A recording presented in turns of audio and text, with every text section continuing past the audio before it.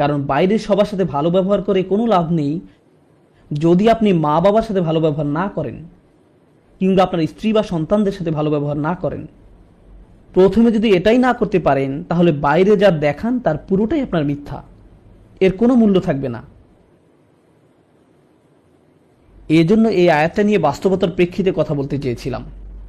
আমি বুঝি যে পুরুষরা অনেক চাপের মধ্যে থাকেন, কিন্তু যদি আপনার দায়িত্বগুলো ভালোভাবে পালন করে যেতে চান, তাহলে অবশ্যই আপনার নিজের প্রাথমিক অধিকারগুলো নিশ্চিত করতে হবে,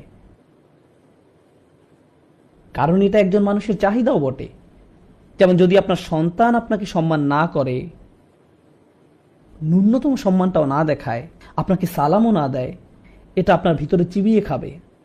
আপনি কষ্ট পাবেন, আপনি বুঝতে পারবেন না এটা আপনার অন্যান্য কাজে, অন্যদের সাথে কিভাবে কথা বলছেন তাতেও প্রভাব ফেলছে। মানসিক এবং আধ্যাত্মিকভাবে